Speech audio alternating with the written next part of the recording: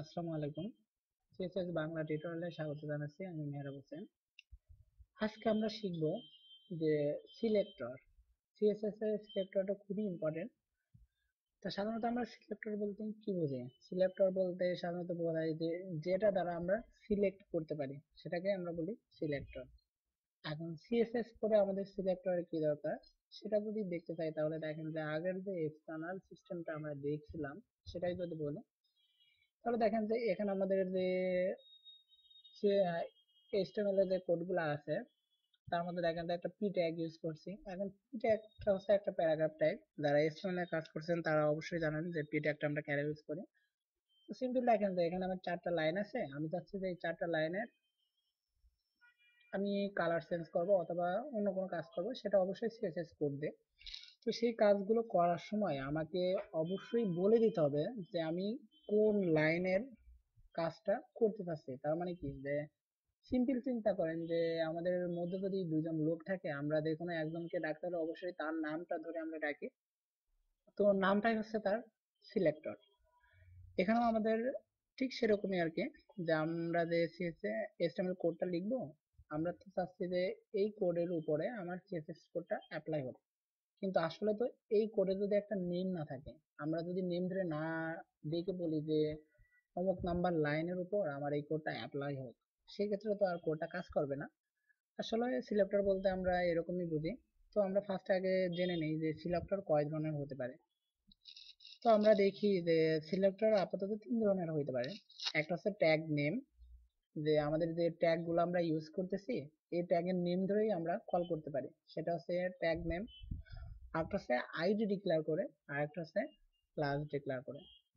তো ফার্স্টে আমরা ট্যাগের নেম ধরেই চেষ্টা করি আর কি, পরে আইডি আর ক্লাস দেখবো। তো সিম্পল দেখেন যে আমার এখানে 5টা লাইন আছে, সরি 4টা লাইন আছে। 4টা লাইনের ফার্স্টে আমার পি আছে, পি ট্যাগ শুরু পি ট্যাগ শেষ। আর আমি পি ট্যাগ গুলো ইউজ করছি আমার প্রতিটা লাইন যেন এক একটা প্যারা প্যারা আকারে থাকে, যার কারণে আমি পি ট্যাগটা ইউজ করছি। এখন আমি যদি চাই যে আমার এই যে পি ট্যাগ আছে, পি ট্যাগের মধ্যে যে টেক্সট আছে এই টেক্সটের কালারটা আমি চেঞ্জ করব। এখন এই কালারটা চেঞ্জ করার জন্য আমাদের সিএসএস কোড লিখতে হয় যে কালার, তারপরে কালারের নেমটা দিতে হয়, এটা আমরা সবাই জানি। বাট আমাদের এখানে দেখেন যে যে টেক্সট গুলো আছে এই টেক্সট গুলো কোথায় আছে? আপনার পি ট্যাগ শুরু পি ট্যাগ শেষ এর মধ্যেই কিন্তু আছে। এখন আপনি যদি এই পি ট্যাগটাকে ডেকে বলেন যে এটার কালার হবে রেড, তাহলে এই পি ট্যাগের মধ্যে আপনার যে টেক্সট থাকবে সেটার কালার অটোমেটিক রেড হয়ে যাবে। এখন সিম্পল দেখেন যে আমার এখানে যে পি ট্যাগ গুলো আছে, আমি যদি পি ট্যাগকে ডেকে বলি যে তোমার কালার হবে রেড, তাহলে এই পি ট্যাগের মধ্যে যাই থাক না কেন, কোন যে টেক্সটই থাক না কেন, সেটার কালার হবে রেড। এখন সিম্পল দেখেন যে আমার এখানে তো পি ট্যাগ তো আছেই। তো আমি এখানে যদি ট্যাগের নেম ধরে সিএসএস কোড করতে চাই, তাহলে আমাকে ফার্স্টে দেখতে হবে যে আমি কোন লাইনের উপর সিএসএস কোডটা কাজ করতে চাচ্ছি এবং সেই লাইনের ফার্স্টে আমার কোনো এইচটিএমএল ট্যাগ আছে কিনা। এখন ফার্স্টে দেখেন যে আমি চাচ্ছি যে আমার এই লাইনের যে টেক্সট আছে এই টেক্সটের কালারটা চেঞ্জ হয়ে অন্য কোনো কালার হোক। সো আমার এই লাইনের শুরুর আগে দেখেন যে আমার কিন্তু একটা এইচটিএমএল ট্যাগ আছে, যে ট্যাগের নেমটা হচ্ছে প্যারাগ্রাফ ট্যাগ বা পি ট্যাগ। এখন আমি যদি এই পি ট্যাগটাকে ডেকে বলি যে তোমার কালার হবে রেড, তাহলে এই পি ট্যাগের মধ্যে যত টেক্সট আছে সব টেক্সটের কালারই অটোমেটিক রেড হবে। তো আমি যদি এই পি ট্যাগের নেমটা কল করি কাজ করতে চাই, তাহলে আমার সিএসএস পেজে আসতে হবে। আসার পরে এখানে একটু ভালো মতো দেখবেন যে আমার এখানে আছে কোন ট্যাগ, পি ট্যাগ। সো আমার এখানে লিখতে হবে পি। এখন আমরা যেহেতু ট্যাগ যখন লিখি তখন কিন্তু আমাদের অবশ্যই লেস দেন গ্রেটার দেন দিতে হয়, কিন্তু আমরা তো এখন কাজ করতেছি সিএসএস এ। আমরা যদি সিএসএস কোডে এইচটিএমএল এর ট্যাগের নেম ধরে কাজ করি তাহলে আমার লেস দেন গ্রেটার দেন কোনো কিছুই দেওয়া লাগবে না, জাস্ট এই ট্যাগের নেমটা দিতে হবে। এখন দেখেন ট্যাগের নেমটা কি, অবশ্যই পি। তাহলে আমাকে এখানে জাস্ট লিখতে হবে পি। এখন তারপরে আমাকে অবশ্যই সেকেন্ড ব্র্যাকেট শুরু সেকেন্ড ব্র্যাকেট শেষ এটা করতে হবে। যে এটা হচ্ছে আপনার সিলেক্টর লেখার সিস্টেম। যে আপনি ট্যাগের নেম ধরে যদি কাজ করেন তাহলে আপনার ফার্স্টে ট্যাগের নেমটা লিখতে হবে, তারপরে সেকেন্ড ব্র্যাকেট শুরু, সেকেন্ড ব্র্যাকেট শেষ। এর মধ্যে আপনি যে কোনো খুশি মানে সিএসএস কোডগুলো লিখতে পারেন।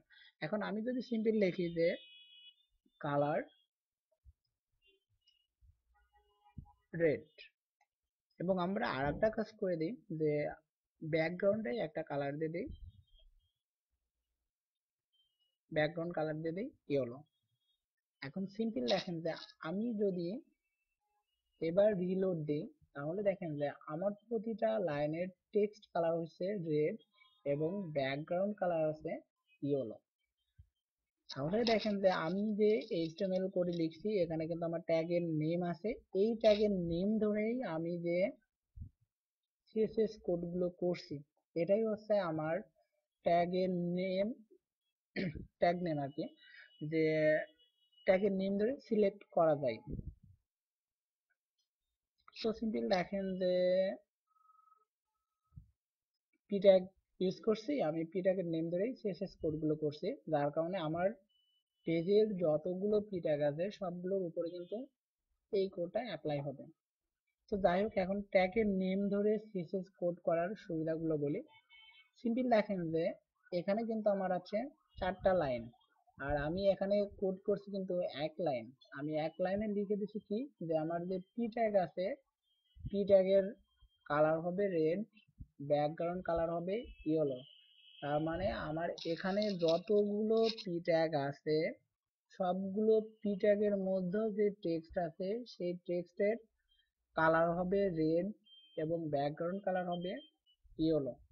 এটা হচ্ছে বড় সুবিধা যে আপনার যদি 4টা লাইনের পরিবর্তে যদি 500 1000 লাইনও থাকে তাহলে আপনার এই জাস্ট একটা লাইন লেখার ফলে আপনার কিন্তু 5000 লাইনে এরকম আউটপুট দেখাবে যে 5000 লাইনে আপনার কিন্তু টেক্সট কালার হবে রেড এবং ব্যাকগ্রাউন্ড কালার হবে ইয়েলো।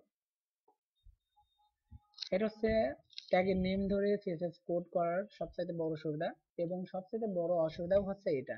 এখন সিম্পল যদি আপনি চিন্তা করেন যে আপনার এখানে 4টা লাইন আছে, কিন্তু আপনার এই প্রথম যে 3টা লাইন আছে আপনি চাচ্ছেন এই 3টা লাইনের টেক্সট কালার হবে রেড এবং ব্যাকগ্রাউন্ড কালার হবে ইয়েলো, বাট নিচের যে লাইনটা আছে এই লাইনটা আপনি চাচ্ছেন যে আপনার টেক্সট কালার হবে গ্রিন এবং ব্যাকগ্রাউন্ড কালার অন্য কোনো কিছু দিবেন অথবা ব্যাকগ্রাউন্ড কালার দিবেন, তাহলে কিন্তু হবে না। কারণ এটাতে মেন প্রবলেমটাই হচ্ছে যে আপনার যতগুলো পি ট্যাগ থাকবে সবগুলো পি ট্যাগের উপরে কিন্তু এই সিএসএস কোডটা অ্যাপ্লাই হবে, যার কারণে আপনি সবগুলো লাইনেই একই রেজাল্ট দেখতে পারবেন। আপনি যদি মনে করেন যে আমার প্রথম 3টা এক লাইন আছে, এই প্রথম 3টা লাইনের মানে ডিজাইনটা আমি একরকম করব, পরের লাইনটার ডিজাইনটা অন্যরকম করব, এক্ষেত্রে কিন্তু আপনার ট্যাগের নেম ইউজ করে কাজ করা সম্ভব না। তো যাই হোক, আপনি ট্যাগের নেম ইউজ করে এভাবে সিএসএস কোড লিখতে পারেন। আশা করি এতটুকু দেখে আপনারা কিভাবে ট্যাগের নেম ধরে সিএসএস কোড লিখবেন এটা সম্পর্কে জানতে পারছেন। তো যাই হোক, পরের টিউটোরিয়ালে স্বাগত জানিয়ে আমি শেষ করছি। আল্লাহ হাফেজ।